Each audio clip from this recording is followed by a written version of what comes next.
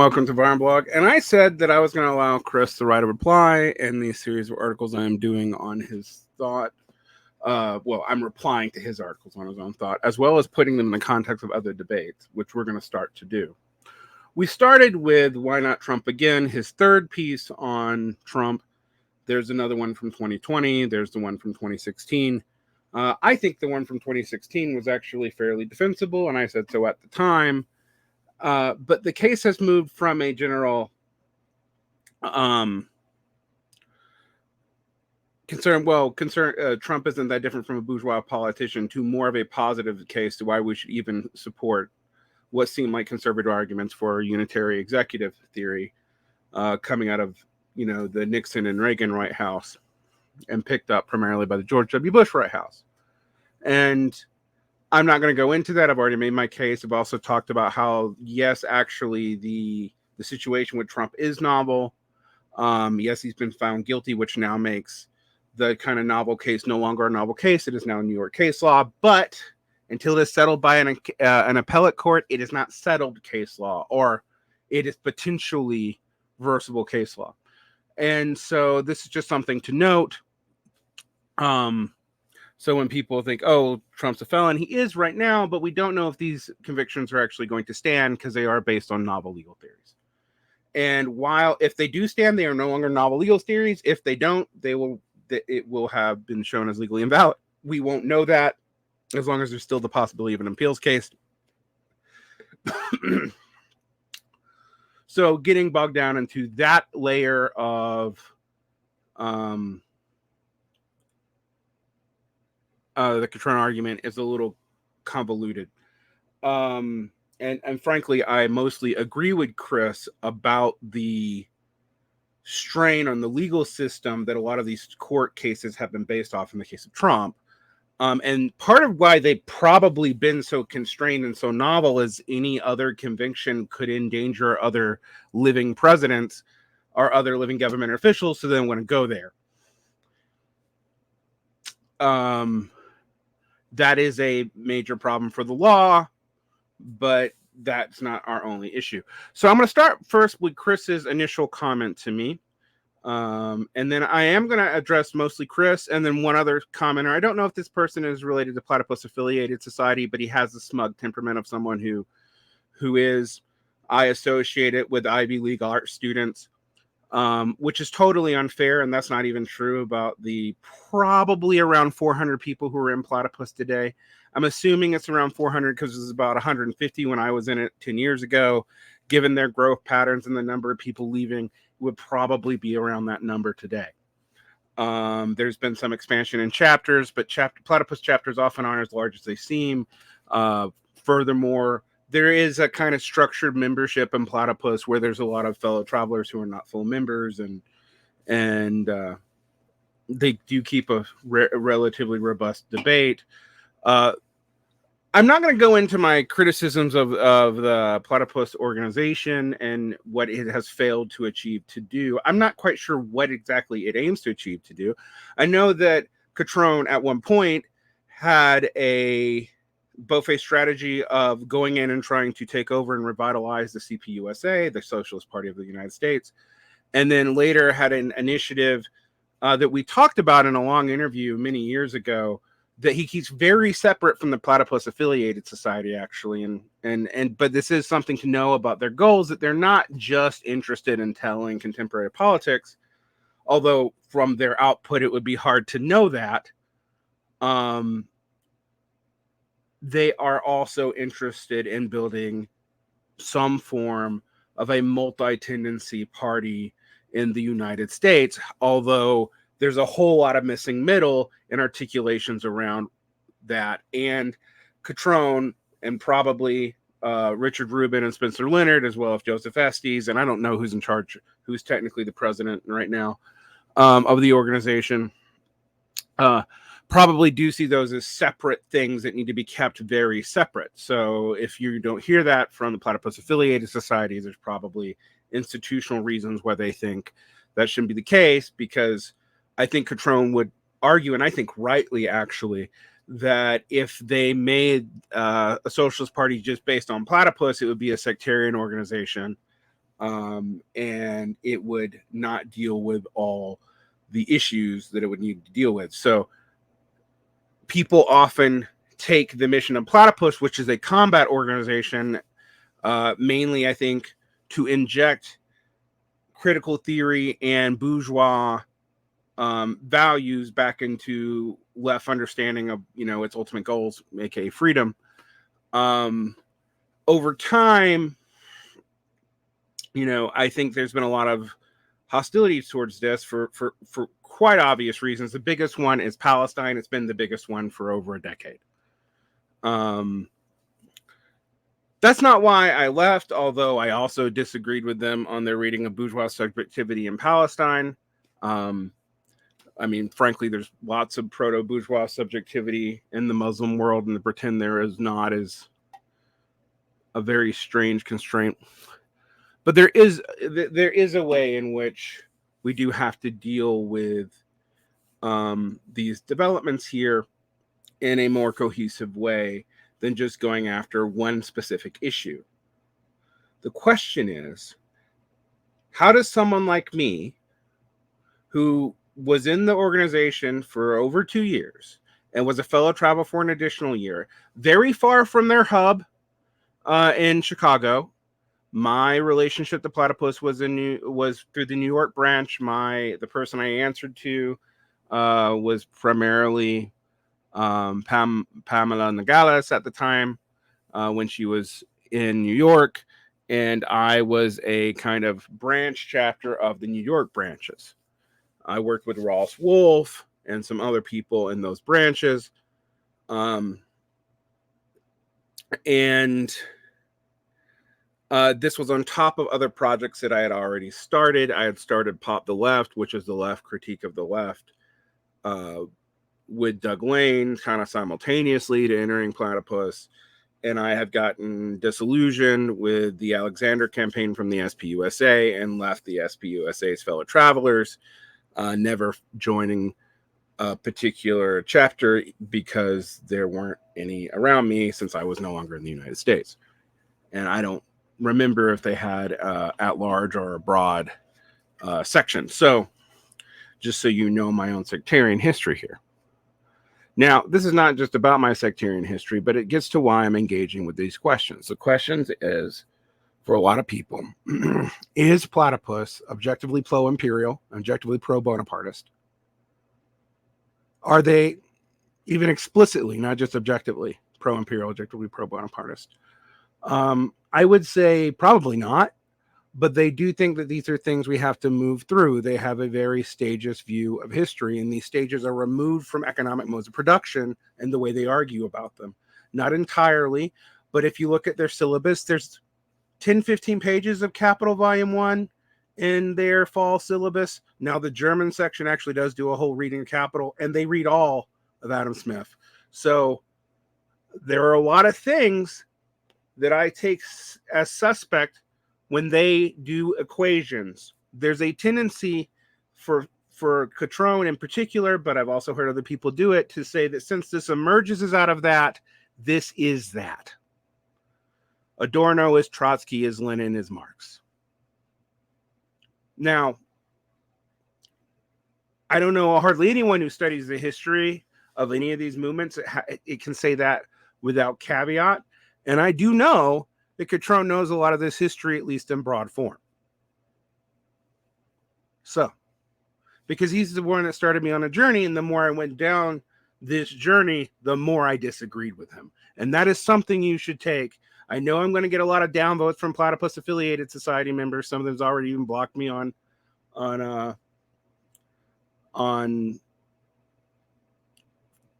Patreon and other sources. And you know what? I don't really care. I'm still friends with people in the organization. I still know what's said about me in the organization, by the way. And I don't view them as a great threat to the left. I think the left is pretty good at being a threat to itself. The issue is, I think Cutrone's critique of the left is tied up to a positive politics where he's often right about the left, but I still will say he does not seem to deal with the contradictions of the right at all. And while that may be the purpose of the organization, i.e. the left is dead, long live the left, like kill the old left so you can bring about a new one, or a new one, or a new one. The primary criticism Chris will own up to is having too much faith in the generation beneath him to do better, as opposed to his own generation's failure in the left. And while I think that's interesting as a class analysis or as analysis of modes of production, or as why it happened, you are largely left into ideational critique about bourgeois subjectivity. And that's what we're going to talk about today. So let's get to Chris's first comment.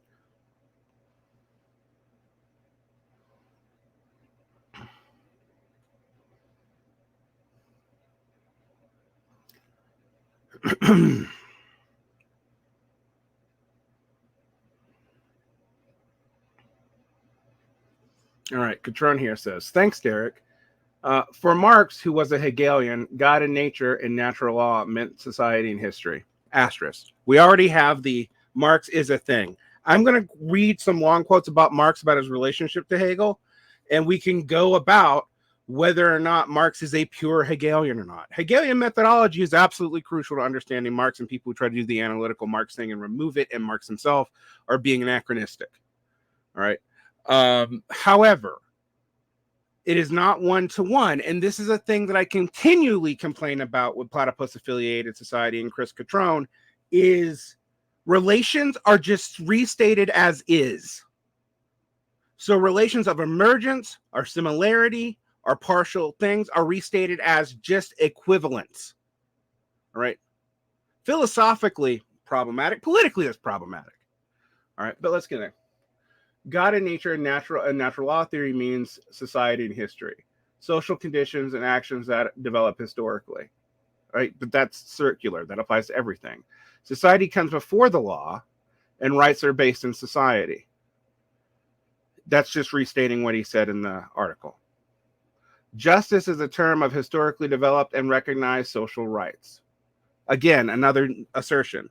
Chris argues primarily by assertion, which means he actually doesn't usually argue, right? It's hard to be wrong when all you're saying is statements. You're just renaming things. Structurally, that's what you're doing. All right? Chris knows this. There's no way he doesn't know this. But anyway, regression equals a violation of bourgeois freedom and rights in capitalism. That's not just what regression implies. If you read the Brumaire, but regression as Chris uses it, that is probably what it means in size. But this is a totally idealist framework. The ideas emerge in history. What is history? Well, history is society. What is society? It's the non-political world, blah, blah, blah, blah, blah. Notice that you have abstractions renamed as other abstractions ad infinitum. Marx actually doesn't argue that way, by the way, and we'll get to that in a minute. Freedom and rights are historical action, which evolves. Well, that's reification error in the basic logical sense, not just in the Marxist sense. But freedom and rights are historical action. Remember, as I've complained over and over again, there's an X is Y game where X is not defined, so you don't know if Y actually can be the same as X, since X is undefined. And the answer here, as a critique of that, does it again. And we'll get to his justification of this in a minute, which evolve. Citations of Marx on social communism and bourgeois society are one-sided projects from within capitalism. And as in from the letter, the 1848 letter to Rouge, 1844 economic and philosophical maxims to Gress and Dust Capital, amongst many other places. You just list 3,000 pages without citation. Now, I know you're going to say this is not an academic essay and you can't go about doing that, but other people do. And you are a professor. You have the time. And since you're still being so broad as to make it impossible to check the refutation, specifically about what you're saying, we'll get back to that. But he does give me some quotes and we can put them in context. Now, there's no way I'm going through and reading the entire Grundessa. That alone is over 1,000 pages, or all Das Kapital to find the specific references that he's not making for himself. But I will look up the quotes he gives me, and I might go through the letter to Rouge. Locke and Rousseau broke with Hobbes, who was an apologist for the Ancien regime. Yet, no shit. That's basic. Don't answer me with like political history 101. I'm completely aware of Locke and Rousseau breaking with Hobbes. However, they took Hobbes' entire intellectual framework with them. They broke with them because they completely disagreed with his politics, but they accepted his assumptions about human atomism. They also accepted his assumptions of social contract, which was mythic. The revolution in America and the French Revolution, of course, but also the English and Dutch revolutions, it is the bourgeois revolution per se. So multiple revolutions is one revolution because they all have historical purposes. This is a justifiable Hegelian reading of the situation. So this is, whether or not you accept that's going to be dependent on whether or not you think that there is a bourgeois revolution in abstract of which individual revolutions are ultimately building towards. It's a teleological argument. It's one that you either going to accept or reject, but it is a valid argument. If you accept the teleology, I mean, I would love to know how Chris thinks this works other than just history, which he uses literally as a stand-in for developments of natural law and God. I mean, he says so himself here. Their secularization. And that's going to be a problem when we talk about German idealism and also reading Lockean rights through the higher stages of bourgeois consciousness to German idealism, which some people are going to do to try to, like, I guess, aid and supplement Chris's argument, because they talk about me not talking about German idealism in the context of the United States, but it's not relevant to the context of the initial rights of the Constitution, nor do German idealist arguments have a significant influence on American law or American understanding of where bourgeois rights come from. Although Kantian deontology and someone like John Rawls became important because of the reasons that we can get into. Now, I did not mention this because I don't think Hegel and Kant are non-theological, and I'll get into that in a minute. Nor do I think you can justify all the bourgeois rights in the categorical imperative, nor in the emergence of in history towards freedom, which is the key things for Hegel. So we're going to come back to that when I get to another comment, not made by Chris, but one that I think was good, but I actually got very annoyed with because I think it was kind of deliberately mischaracterizing what I was saying and being smug about it. All right. It was and the highest achievement in self-consciousness was the last successful. Now, the self-consciousness of the revolution, this is a Lukácsian view. So basically, if you don't buy into the Lukácsian interpretation of Marx and Hegel, you really can't go any further here. All right. This is crucial for Chris. I'm going to do a series on the debates between the CPGB Provisional Committee and the Platypus Affiliated Society, as well as some other people, on Lukács, because I have also been a critic of Lukács, and of the reasons why I left Platypus Affiliated Society, more than even particular disagreements with Chris or the fact that a lot of my friends left or were kicked out, I would still stay. The people didn't have a huge problem with me, although they thought my education was malformed. And in some ways, they were right. I had not had a deep enough understanding of the historical context of either bourgeois or socialist revolutions. I was only familiar with their text. I had spent the last decade correcting that problem. So, let's get back here. It is true that I presume that Marx, Lenin, and Adorno in my writings for Platypus. I am basing my arguments on elsewhere in the history of Marxism as I understand it and seek to uphold it. This is not an academic paper, as you know. That's because of the way I'm critiquing him. He thinks I'm asking for too much evidence.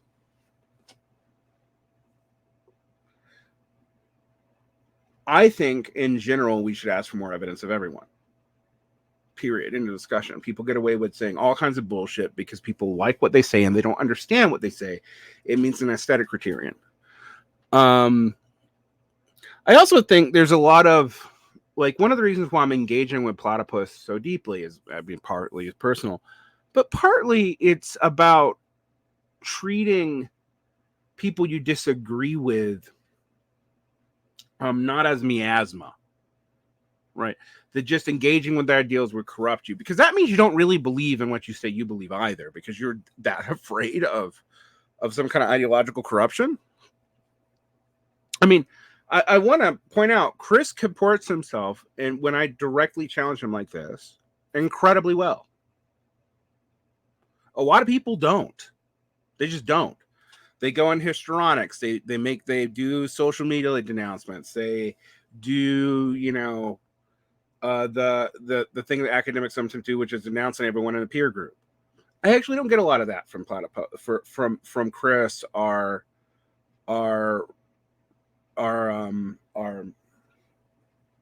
Spencer Leonard or any of those guys. I did earlier when I initially left the organization, some younger members of Platypus who accused me of being a crypto neoconservative, which I found really funny.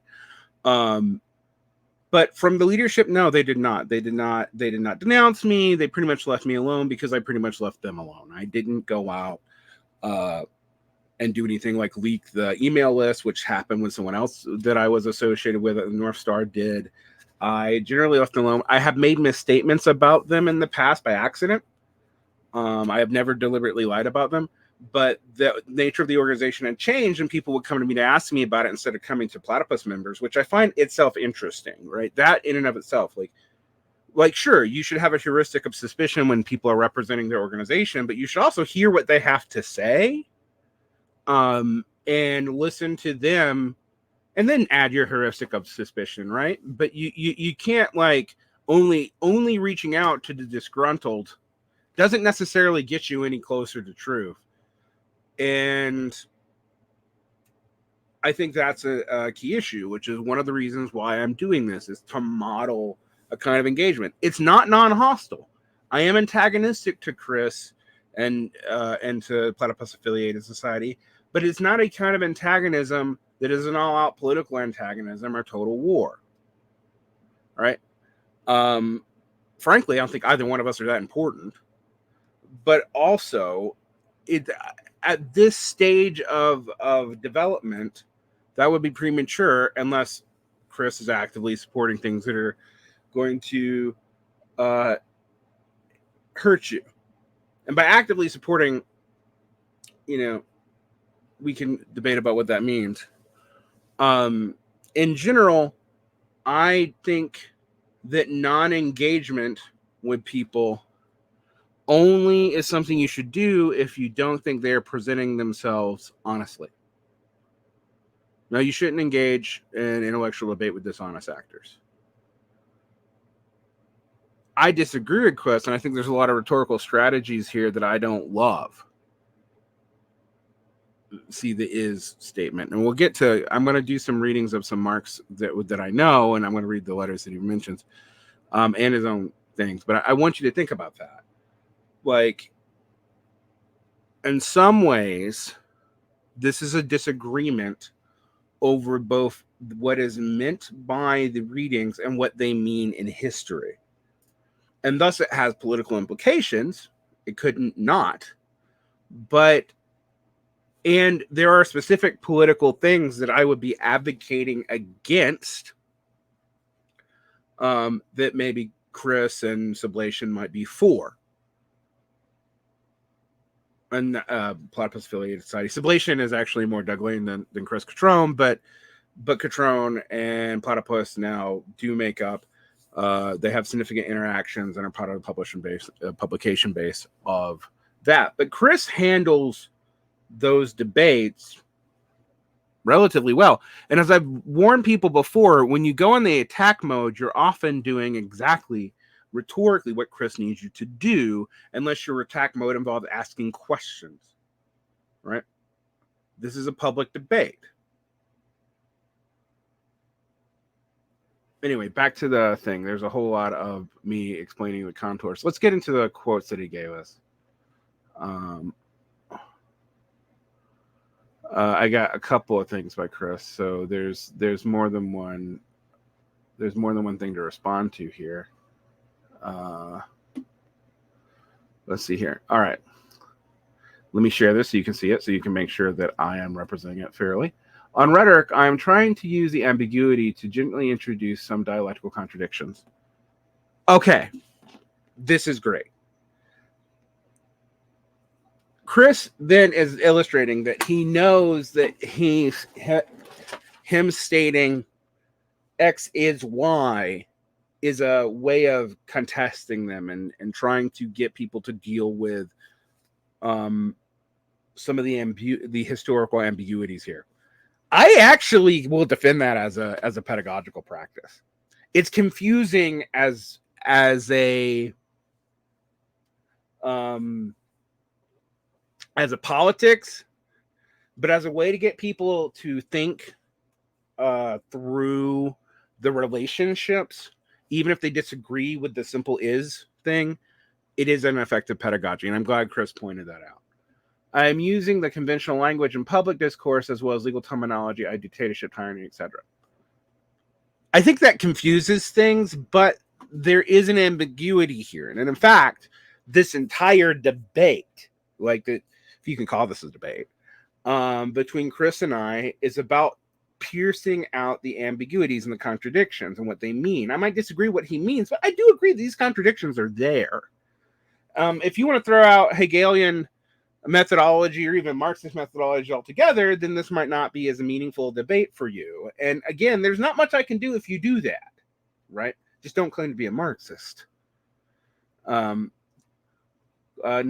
on bourgeois society versus capitalism, they are not merely historically periodized, but with the Industrial Revolution. And I pointed out that I think this is from early Marx and Engels, particularly where I see this clearly stated, is in the Socialist Catechism, Communist Catechism, the predecessor to the Engels wrote by himself to the Manifesto that Marx used as a basis. This is where this stuff about the Industrial Revolution is a bit more explicit. It is implied, though, in Capital Volume 1. I'm going to give Chris, and thus Capital Volume 2 and 3 too, because they build on each other, that there is there's this thing in Hegelian logic that I actually think is not totally wrong, where eventually quantitative differences become qualitative differences, and so there is a quantitative difference in the scale of bourgeois production and industrial society that becomes qualitatively different. And I don't know. I mean, I think I would not even totally disagree with Chris here. I wouldn't phrase it the way he's phrasing it, but there's a contradiction between the bourgeois social relations versus industrial forces of production. The bourgeois society persists in capitalism.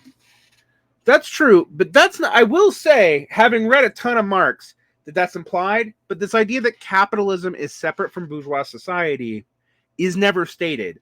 The critique in Marx is bourgeois society most of the time. I actually can't find that many places where he uses the German equivalent of capitalism in the text. He refers to relations of production under capital and capital accumulation, but capitalism seems to be a relatively new word when he's writing. I mean, that seems, I know it is. And it's used more after Marx than in Marx. Maybe that is informing Chris's pedagogy here. I'm going to let him respond on his own. All right. Next thing Chris says, part of the problem I must engage is that the critique of the current capitalist politics doesn't require Marxism, but can and also should be mounted in merely liberal terms. Only when this is exhausted and can the question of capitalism be raised. Otherwise, we take a precipitously cynical attitude towards bourgeois rights and civil liturgies, which are the basis for any workers' movement, including one for socialism. I think the problem of bourgeois right and how it is justified is a massive philosophical problem. And in some ways, as Platypus would assert that philosophy is largely collapsed in the 20th century, and it seems largely around this idea. Heidegger's eventness, the particular nuances of analytic philosophy, etc., seem to be about how you do or do not justify rights. And if you don't believe that, see the debates around me critiquing John Rawls, which I see as a kind of degeneration of bourgeois thinking. To try to justify rights in something, now that natural law has fallen away. And to try to do that by combining two opposed traditions, Kantian and deontology, which we're going to get to because it is relevant to a lot of the questions today, and utilitarianism, something that Marx hated. But let's not settle. I hate utilitarianism separately from why Marx hated it, so we'll come back to that. On the Communist Manifesto on 18th from Mayor, there's a change in Marx's thinking regarding the dictatorship of the proletariat, especially regarding Bonapartism, limits of democracy based on the experience of 1848. Yeah, but that's in the Brumaire, right? The Brumaire is where that shifts from the manifesto. And the manifesto is a relatively straightforwardly, linearly, almost Whiggish document. The Brumaire is not. And I'm not saying that I disagree with this. I would like, what's the specific change, though? What's the relationship between Bonapartism and the dictatorship of the proletariat? Draper's reading of that just contextualizes it. People should read, by the way, are Balabar's rejection of that in the 1970s from the Althusserians, from post-Althusserian standpoint. These are all things to parse. I actually am a believer in the dictatorship of the proletariat if it is defined as the rule of all who work, not rule for all who work. And that is a pretty big distinction, because the debate between Blanqui and Marx over the nature of the dictatorship of the proletariat was the debate about that. Both against the people who said it wasn't necessary, a la Bakunin, and then some of the people who we'd later call anarchists, although even they're like conspiratorial cell thinking, does seem to indicate that they did actually have similar orientations to the Blanquist, but that Marx wrestled the term dictatorship of the proletariat not just to use it against Bakunin, but to redefine it against Blanqui. At least that's Draper's argument, and I'm pretty convinced by it. So I just want more here, the more specifics. I actually do think Spencer Leonard's books, his introductions to Marxist journalism, there's two of them, Marx on Bonapartism, Marx on Imperialism, are pretty actually good exhaustive statements that Marx did see imperialism and Bonapartism as, if not the same thing, one is a sub-phenomena of the other. And I recently said this on Twitter, and I guess you can critiquing me that for saying that I actually think that Platypus draws conclusions from that I wouldn't accept, but that their assertion that, and that Spencer Leonard's academic work on this in Marx and Engels, the way that Bonapartism was used in Marx and Engels as opposed to how it's used later in Trotsky, Lenin, etc., that he's right. Now, what I would like to challenge Spencer on is why were there shifts in meaning with Lenin and Trotsky, etc.? Because those are not people Spencer would want to throw out of the communist canon. He doesn't like Mao for obvious reasons, but we can get into that. All right. On bourgeois society versus capitalism, before the Industrial Revolution, there was no capital and hence no capitalism. Where does Marx state that? The Industrial Revolution is not the beginning of capitalism. Machines do not define the relations. The relations start emerging once you start parceling out former monastic lands to gentry for enclosure and enclosing lands off in England. and the introduction of more and more wage labor, which there's wage labor all the way back. I mean, but it tended to be seasonal and limited. But like universal year-long agrarian wage labor became a huger part of English society. It wasn't just the machines. So what's the crucial part of the Industrial Revolution then that makes it the foundation of capitalism? I mean, this seems like way too simple of a typology. But I know it's what he believes. I mean, like, this is consistent. This is something that Chris and I have, I think, disagreed about, although the precise nature of the disagreement has only become clear to me now that I've been out of the organization for a decade, going back a long time. I mean, we used to argue about this shit on my blog. All right. Capital was itself not a means of production. I actually agree with that. But I'm not sure if the question I have is the Industrial Revolution when capital becomes a means of production, i.e. it becomes a predominant way to reproduce society, or is the Industrial Revolution the result of capital becoming the means of production, i.e. the predominant way of means to society? And this seems like a semantic question, but it really matters for parsing this here, okay? And what you view as the origins of capitalism is going to really matter. So whether or not you're an Origi fan or Americans Wood fan or a Brenner fan or Banerjee fan, etc., you got to parse this. This is a defensible reading. All right. I want you to understand. I want people to understand that this is not a like made up out of Chris's ass reading. It's absolutely not. But it is a contested one. That's just something to know. It means the production before industrialization was labor power, skills, tools, etc. of the workers themselves, i.e. the means of production not yet allocated as it is in capital, hence capitalism. Okay, that might be implicit in Marx, arguably, but it isn't explicit in Marx.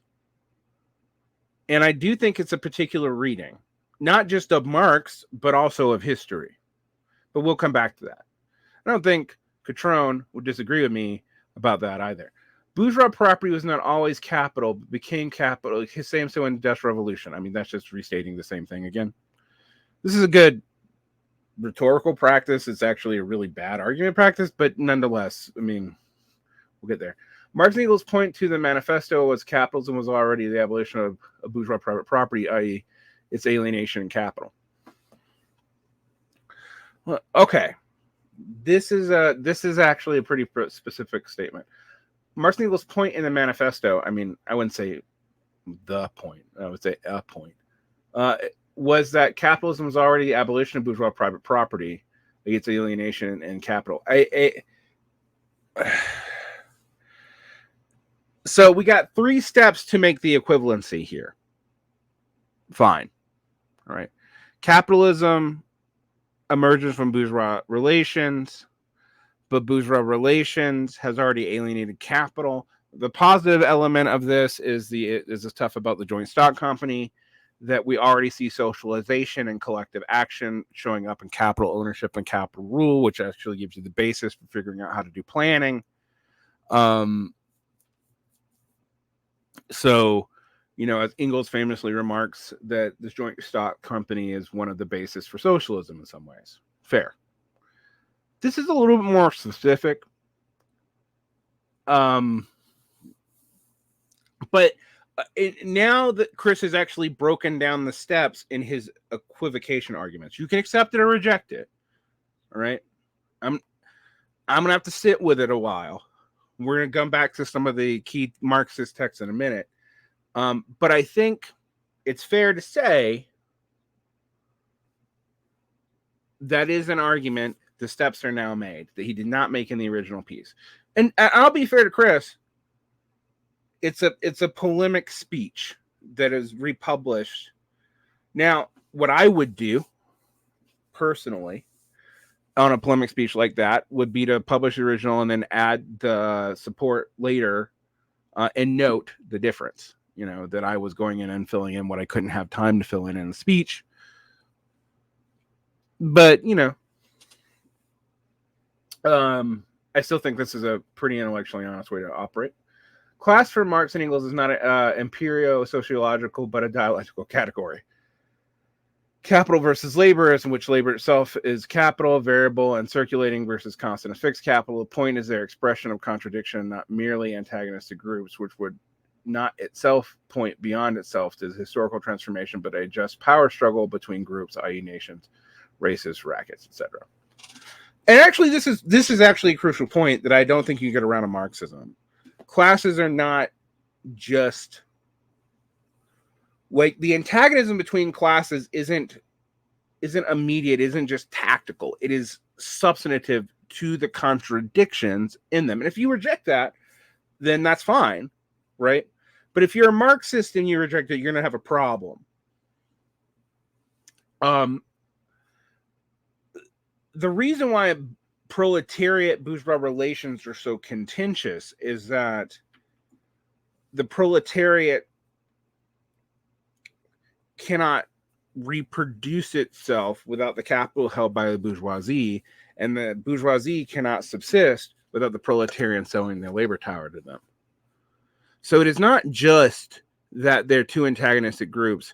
They're groups that are necessarily antagonistic, and their antagonism reproduces society.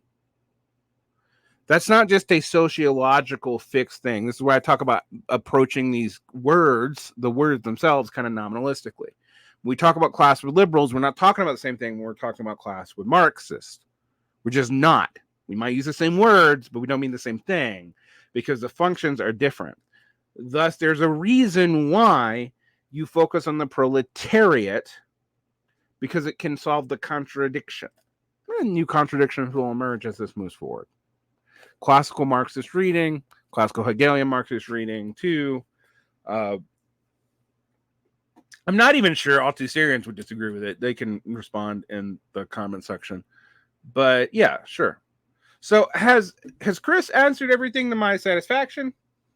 No. But he has made a lot of his argument more clear and thus more defensible. And I thank him for that. Thank him for taking the time.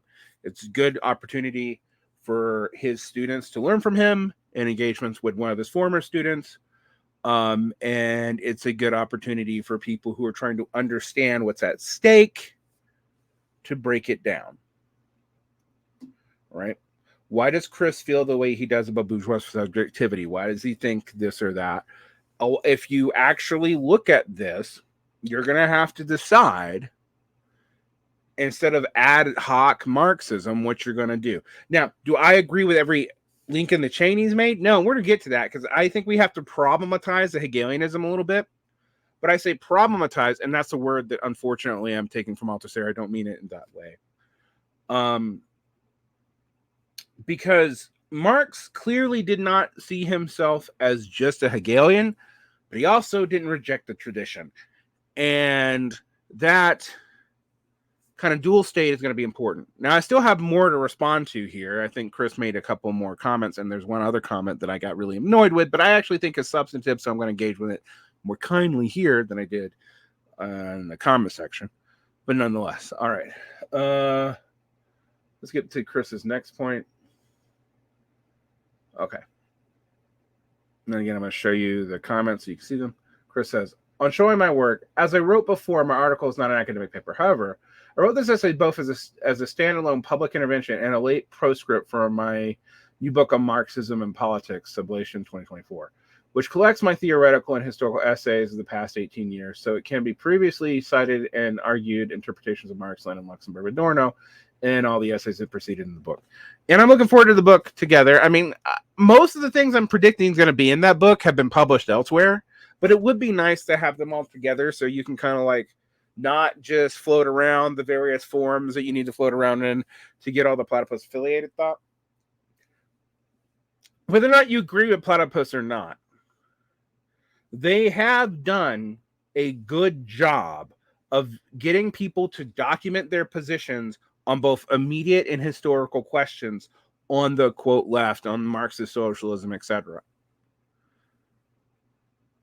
A lot of other groups, for their own sectarian biases, instead of engaging in the battle, have basically tried to present the history in a one-sided way that favors their sectarian orientation.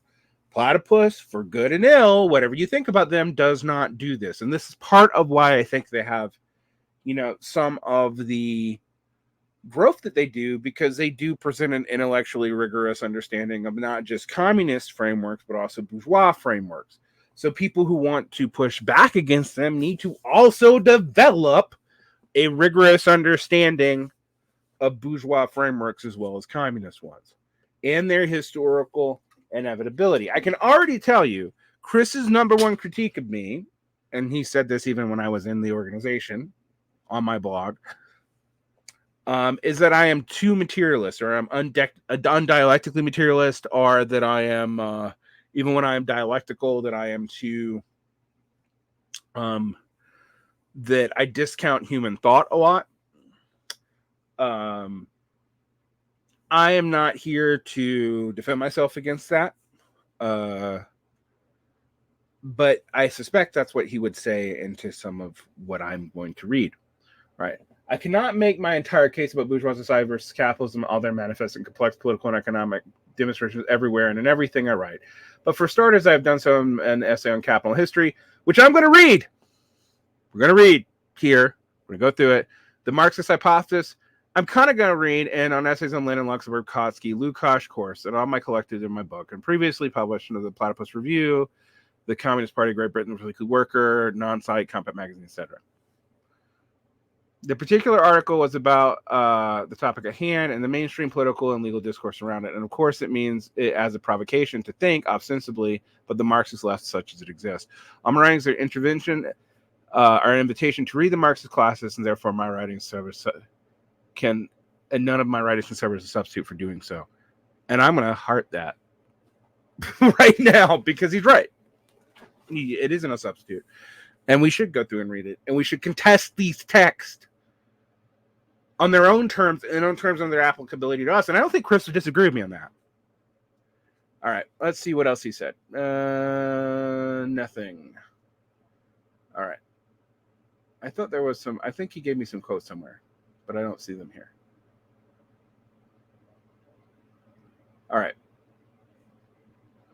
Oh, no, yes, he did, because there's a section. Okay, here's the quote section. I just responded to it. There we go. Well, here's some Marx quotes. Communism is the position as the negation of humanity and capital, and hence the actual phase necessary for the next stage of historical development and the progress of human emancipation and rehabilitation. Communism is the necessary form and the dynamic principle of the immediate future, but communism as such is not the goal of human development, the form of human society. This is the Economic and Philosophical Manuscripts, 1844. The Tucker edition, which is, I think, the edition that probably most people have in the Marx-Engels reader. Let me see if I have it back here. I think I do. So this is from page 92, the Philosophical and Economic Manuscript of 1844, in the early Marx section of the Marx-Engels reader, as edited by Robert Tucker. This is the Norton edition. I do believe this is the exact one that Chris is citing from. It's also the one that I got back when I was actually in Platypus. It was funny. Just making sure I still had it. All right. Now, I am starting... I'm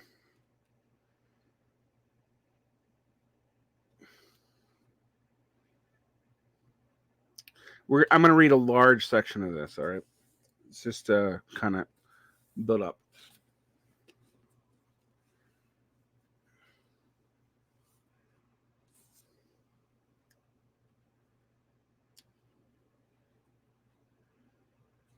All right. So I'm actually starting about a few pages earlier on page 82. We're going to go all the way to the end section on page...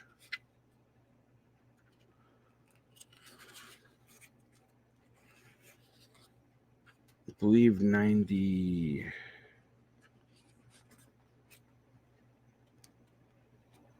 That's on page...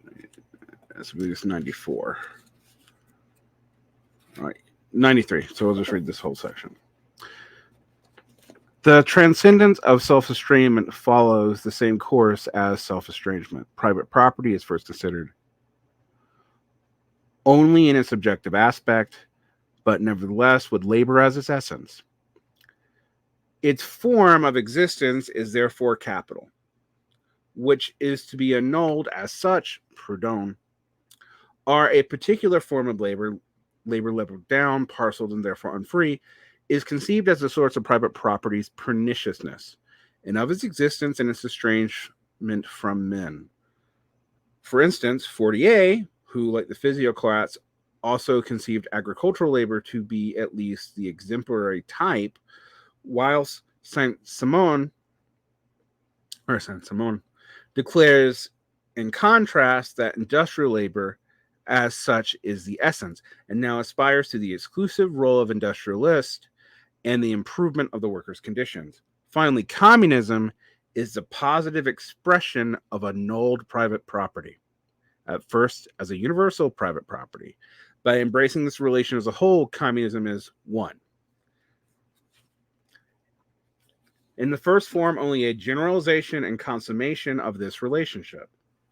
It shows itself such in twofold form. On one hand, the domination of material property, bulk so large that it wants to destroy everything which is not capable of being possessed by all as private property. It wants to abstract by force from talent, etc. For it, the sole purpose of life and existence is direct physical possession. The category of laborer is not done away with, but extended to all men. The relationship of private property persists as the relationship of the community to the world of things. Finally, this movement of contraposed universal private property to private property finds itself in the bestial form of contraposing to marriage, certainly a form of exclusive private property, the community of women, in which a woman becomes a piece of communal and common property. It may be said that this idea of the community of women gives away a secret of this yet as completely crude and thoughtless communism. Just as the woman passes from marriage to general prostitution, and this is with a footnote, prostitution as only specific expression of the general prostitution of the laborer, since it is a relationship in which falls not the prostitute alone, but also the one who prostitutes, and still the latter's abomination is still greater, the capitalist, also under this head. So the entire world of wealth, that is man's objective subsistence, passes from the relationship of exclusive marriage with the owner of private property to the state of universal prostitution with the community. In negating the personality of man in every sphere, this type of communism is really nothing but the logical expression of private property. Which is this negation? General envy, constituting itself as a power, is the disguise in which avarice reestablishes itself and satisfies itself, only in another way. The thoughts of every piece of private property inherent in each piece as such are at least turned against wealthier private property in the form of envy and urge to reduce to the common level, so that this envy and urge constitutes the essence of competition. The crude communism is only the consummation of this envy and of the leveling down proceeding from the preconceived minimum. It has a definite limited standard. How little this annulment of private property is really on the appropriation of the fact that proved by abstract negation of the entire world of culture and civilization. The regression to the unnatural simplicity of the poor and undermining man who has not yet only failed to go beyond private property, but not yet has even attained it. The community is only a community of labor and an equality of wages paid out by a communal capital, the community as a universal capitalist. Both sides of the relationship are ways to an imagined universality. Labor as a state in which every person is put, and capital as the acknowledged universality and power of the community. In the approach to women as the spoil and handmaid of communal lust is expressed in the infinite degradations in which man exists for himself, for the secret of this approach has its unambiguous, decisive, plain, and undisguised expression in the relations of man to woman, and in the manner in which the direct and natural procreative relationship is conceived. The direct, natural, and necessary relations of person to person is a relation of man to woman. In this natural relationship of the sexes, man's relationship to nature is immediately his relation to man, just as his relationship to man is immediately his relationship to nature, his own natural function. And this relationship, therefore, is sensuously manifested, reduced to an observable fact. The extent in which the human essence has become nature to man, or to which nature has to him become the human essence of man. From this relationship can one therefore judge man's whole level of development. It follows from the character of this relationship to how much man as a species being, as man, has come to himself and to comprehend himself. The relations of man to woman is the most natural relation of a human being to a human being. It is therefore reveals the extent to which man's natural behavior has become human, or to the extent to which the human essence in him has become a natural essence, to the extent to which his human nature has become nature to him. So people don't think Marx has human nature, just haven't read the philosophical and economic manuscripts. But we're not debating that right now. We're getting into what Chris asserts. This actually backs up some of Chris's claims, although this does seem a little ambiguous about whether or not we consider beginning in property and agricultural labor are in industrial labor. He seems to kind of side with the Saint-Simonians, but not entirely.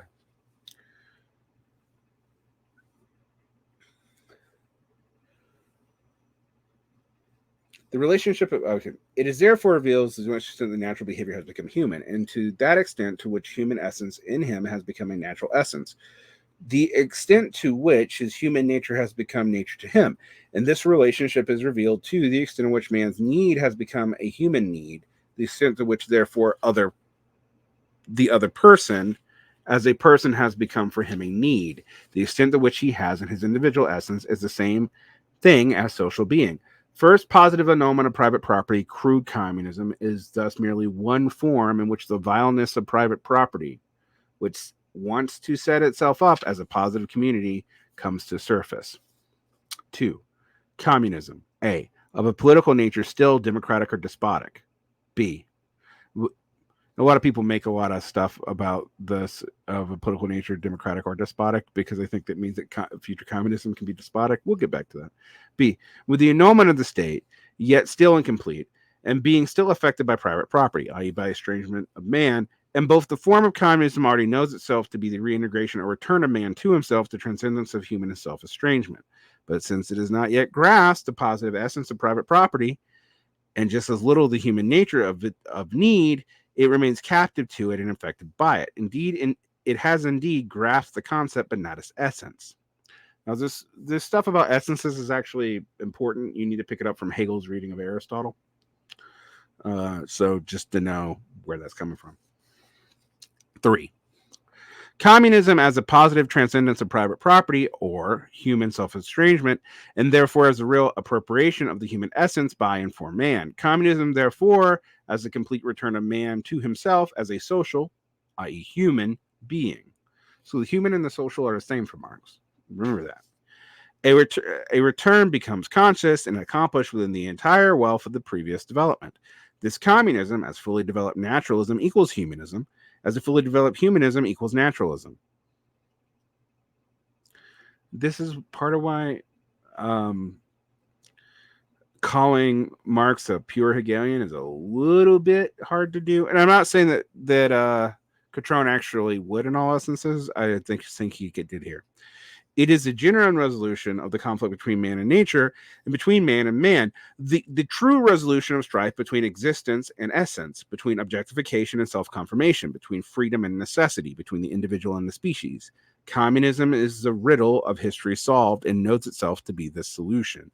The entire movement of history is, therefore, both an actual act of genesis, the birth of its empirical existence, but also for its thinking consciousness that can be comprehended and known of its coming to be. The other, still immature communism, meanwhile, seeks a historical proof for itself, a proof in the realm of the existent, amongst disconnected historical phenomena opposed to private property. And this can describe a lot of leftists today, I'm not going to lie. Tearing single phrases from historical process and focusing attention on them as proofs of historical pedigree. as the horse-ridden heart, especially by Cabot, Villegarde, etc. We could add Graeber to this list if we wanted to. Anyway, by so doing simply makes it clear that by far greater part of the process contradicts its claim, and that if it had once been precisely its being in the past, refused its petition to being essential. The entire revolutionary movement necessarily finds both its empirical and its theoretical basis in the movement of private property, that is, of the economy. To be precise, is easy to see. The material, immediately sensuous private property is the material, sensuous expression of a strange human life. The movement, production and consumption, is the sensuous revelation of that movement and all production hitherto, i.e., the relation or the reality of man. Religion, family, state, morality, science, art, etc. are only particular modes of production and fall under a general law. Positive transcendence of private property as the appropriation of human life is therefore the positive transcendence of all estrangement, that is to say, the return of man from religion, family, the state, etc., to his human, social nature of existence. Religious estrangement, as such, occurs only in the realm of consciousness, of man's inner life, but economic estrangement is that of real life. This is an argument with Feuerbach, by the way.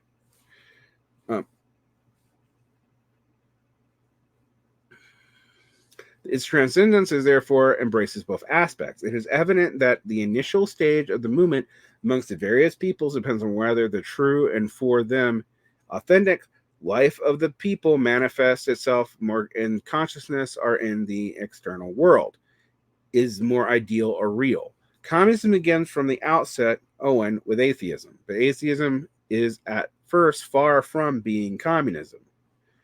Indeed, it is still mostly an abstraction.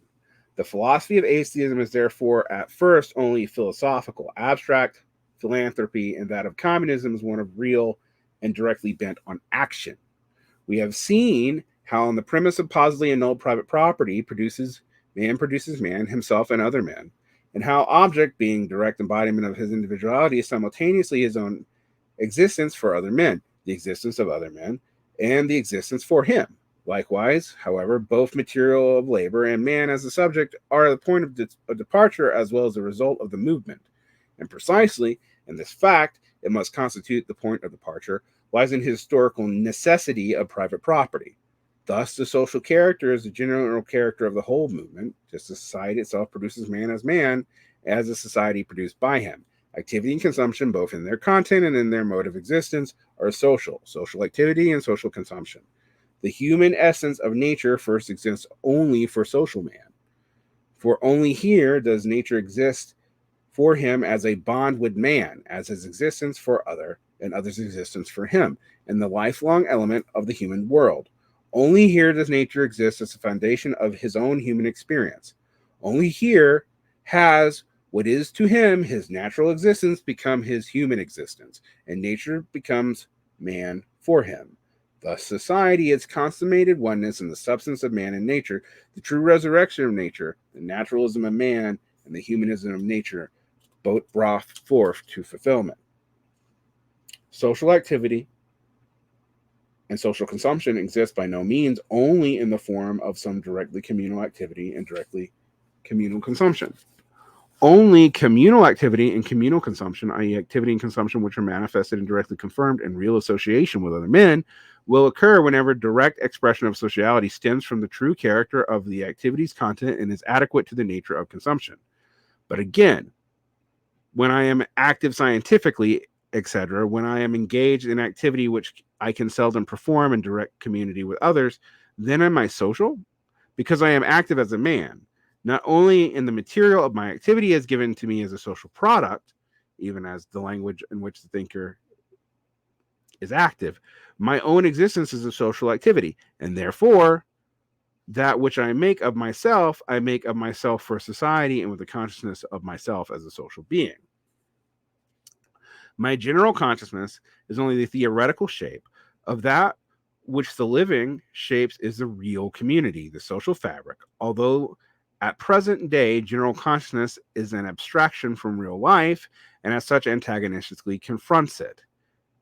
Consequently, too, the activity of my general consciousness as an activity is my theoretical existence as a social being. What is to be avoided above all is the reestablishment of society as an abstraction vis-a-vis the individual. The individual is the social being. His life, even if it does not appear in the direct form of the communal life carried out together with others, is therefore an expression and confirmation of social life. Man's individual and species life are not different. However, this is inevitable, the mode of existence of the individual life is more particular, or more general mode of life of the species, or the life of the species is more particular or more general individual life.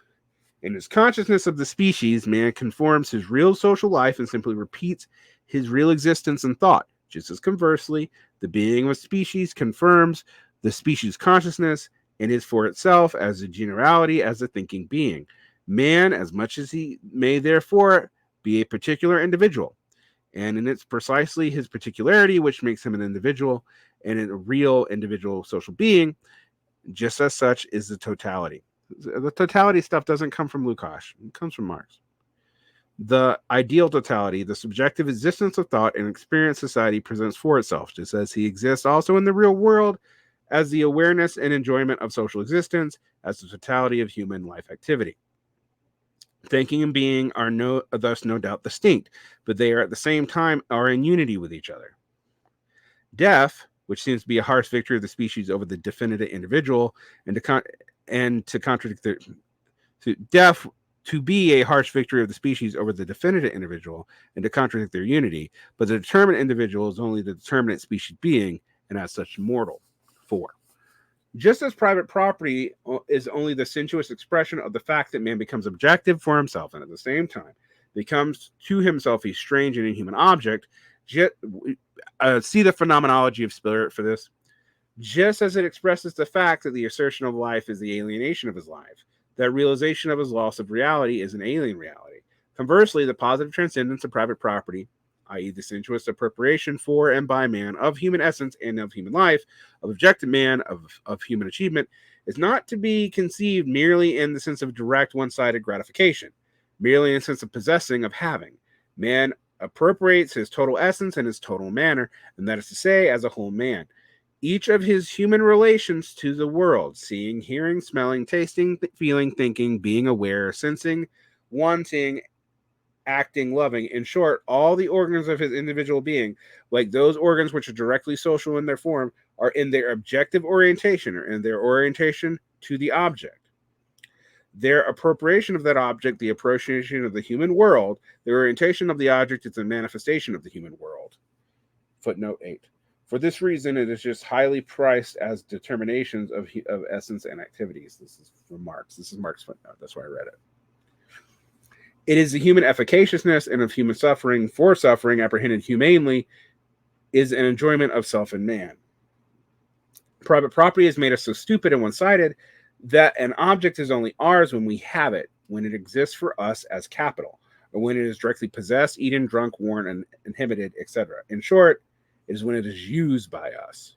Although private property itself conceives all these direct realizations of possession as a means of life, labor and conversion into capital, as a means of life. And the life which they serve as a means of life is the life of private property, labor, and the conversion into capital. In all these physical and mental senses, there has been, therefore, come the sheer estrangement of all the senses, the sense of having. The human being had yet to be reduced to this absolute poverty in order that he might yield his inner wealth to an outer world.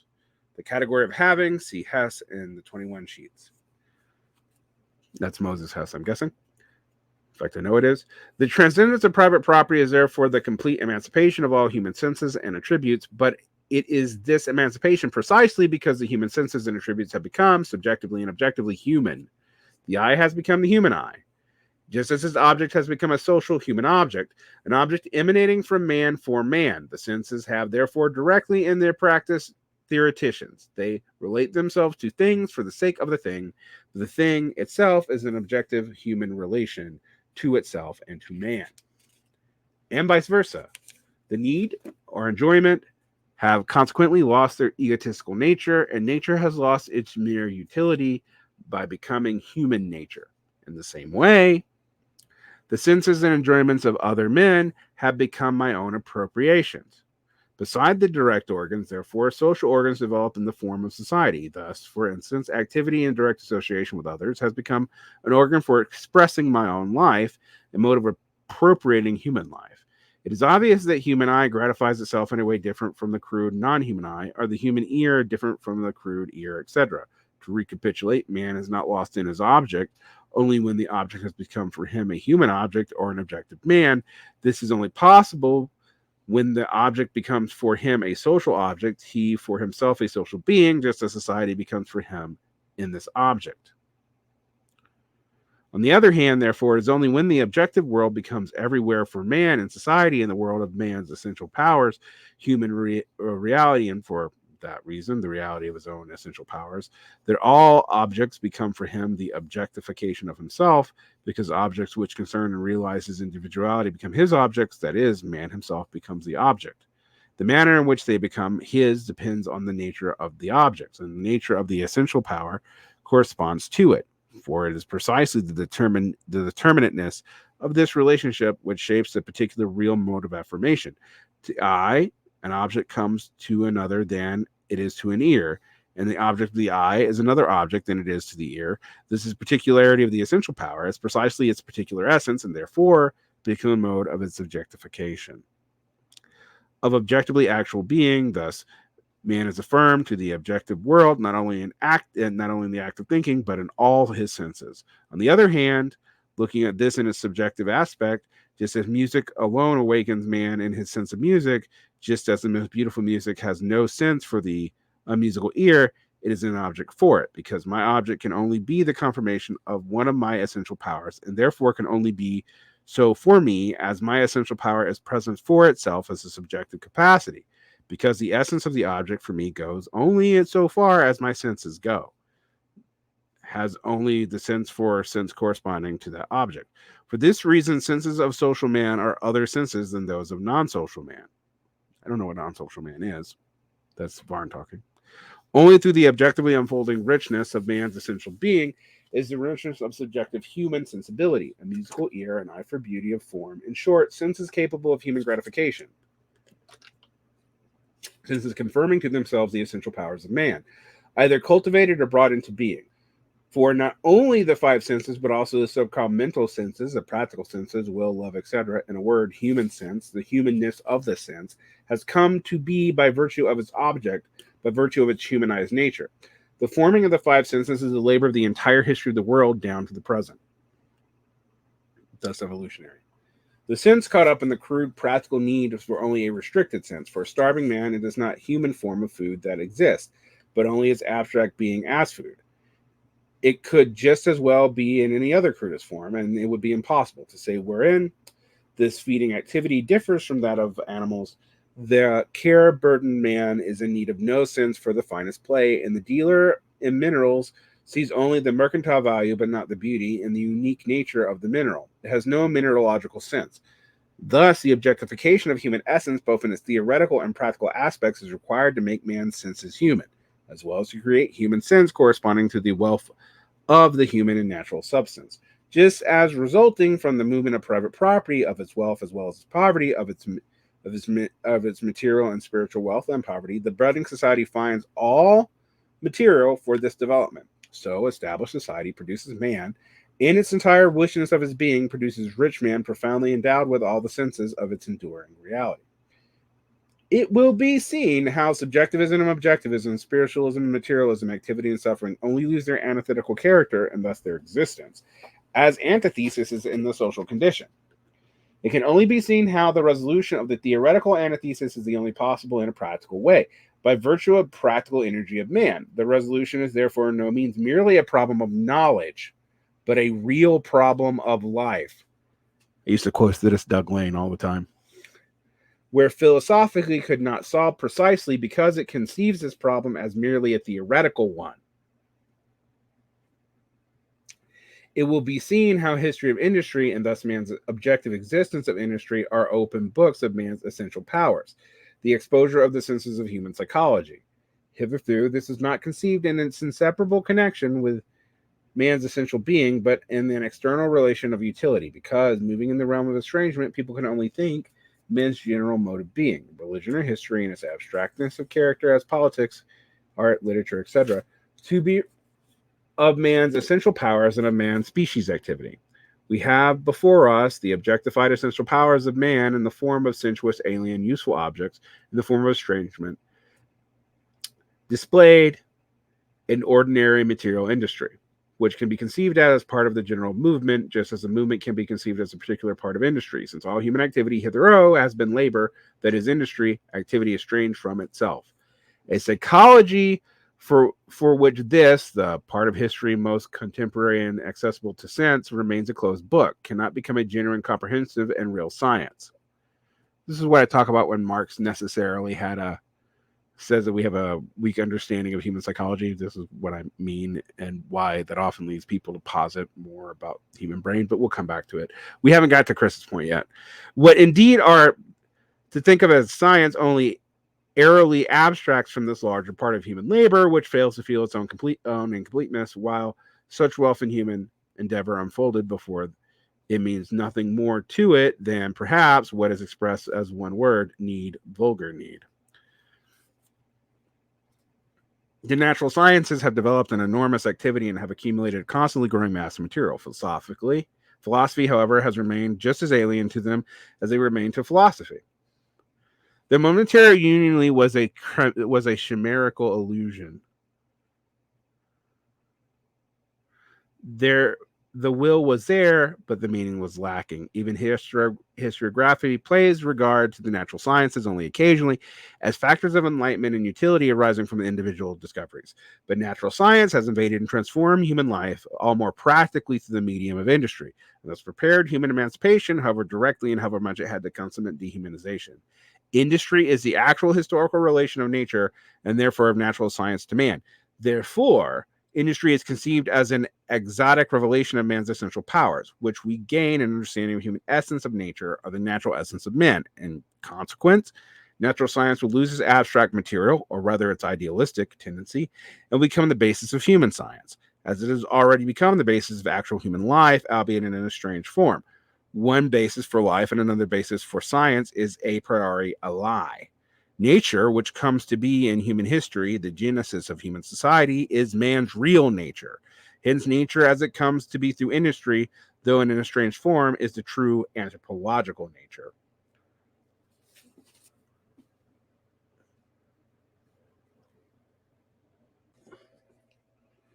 Sense perception, see Feuerbach, must be the basis of all science. Only when it proceeds from sense perception in the twofold form of both the sensuous consciousness and of sensuous need, that is only when science proceeds from nature is it true science. Oh boy.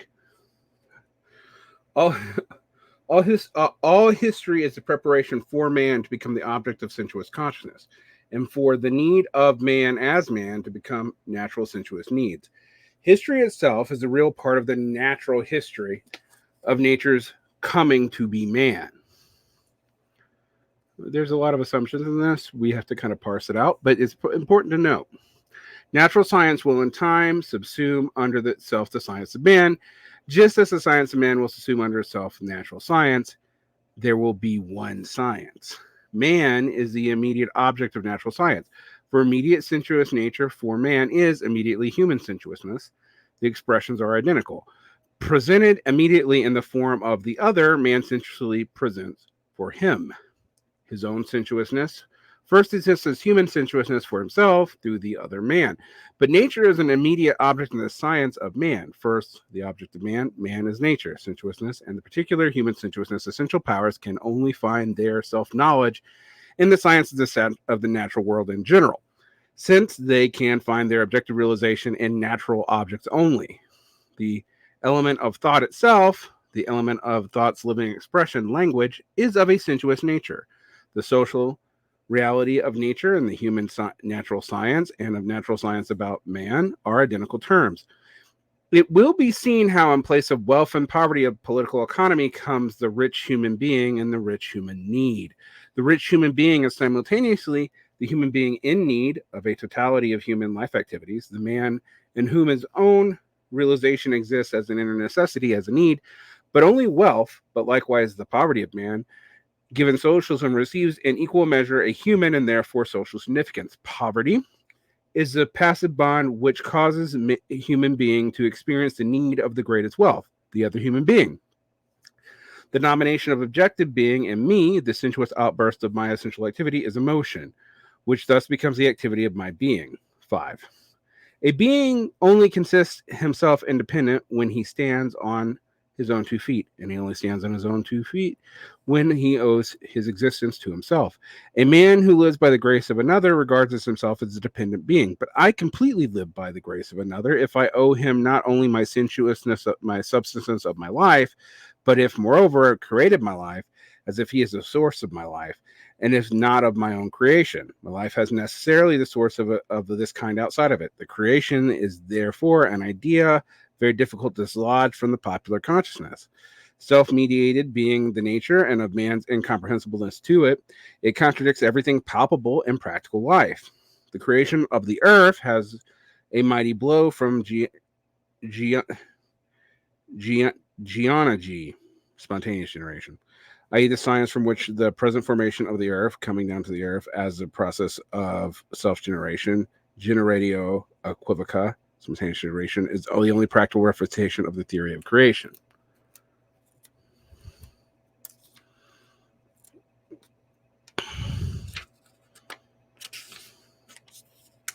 Now it is certainly easy to say to the single individual what Aristotle has already said.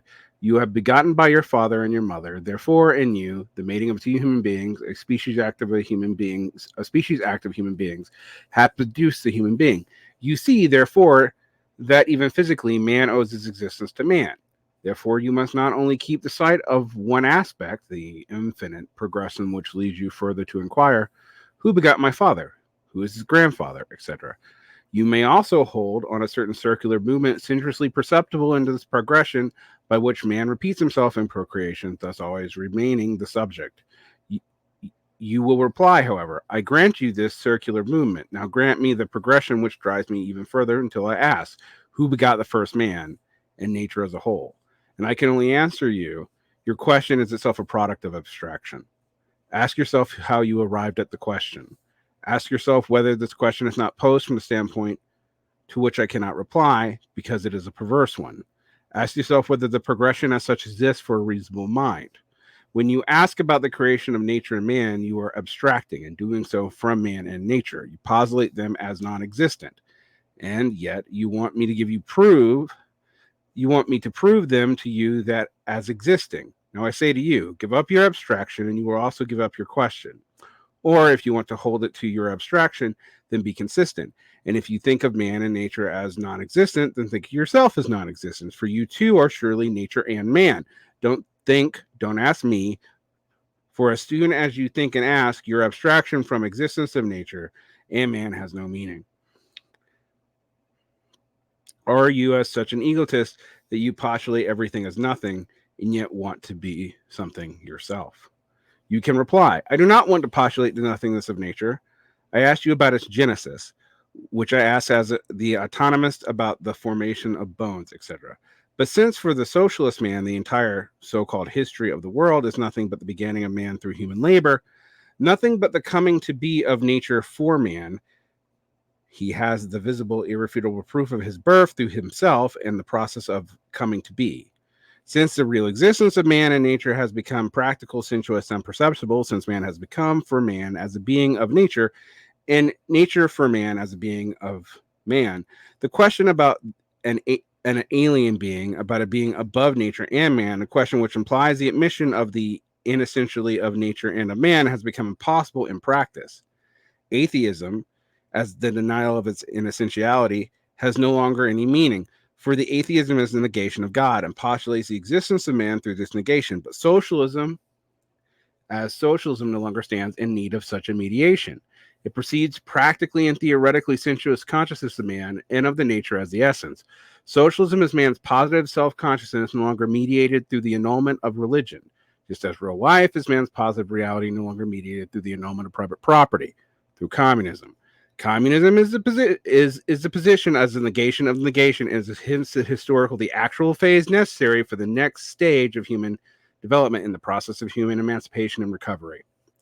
Communism is a necessary pattern and a dynamic principle of the immediate future, but communism as such is not the goal of human development, the structure of human society. So yes, Chris cites it correctly, but I wanted to read that entire line of argument, right?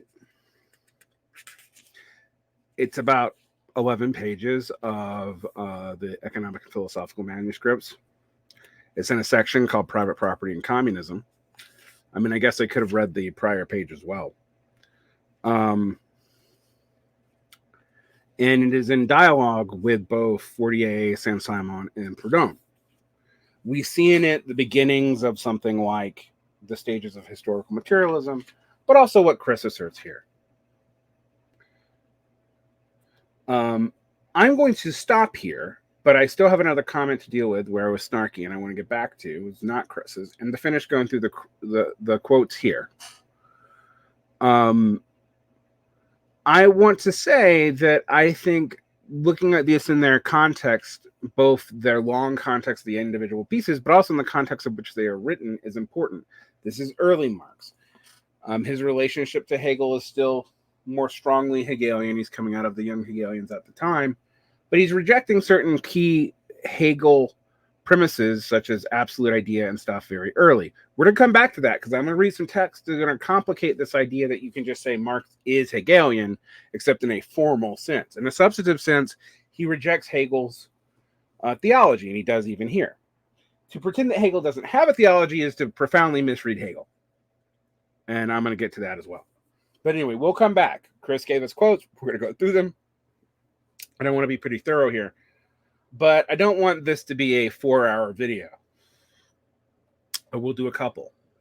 And I'm going to read lots of text so that you have the array to make these decisions for yourself. And so get out your Marx-Engels reader. If you don't have it, find a PDF or something. You can find some of these online. This is a pretty good translation. And Chris was kind enough to give us these at page numbers so I can go through the entire argument and for you to hear their context and then decide if they're being represented correctly or not. I will say on this, I don't think Chris is misinterpreting what's there, although I do think there's a lot more there. And like we have the beginnings of the movements of the like stages that you see in like historical and dialectical materialism, but again, they're beginnings here. And you also see a more explicitly Hegelian process, including terms used by Lukács and other people more extensively later. All right, we'll be back. Thank you.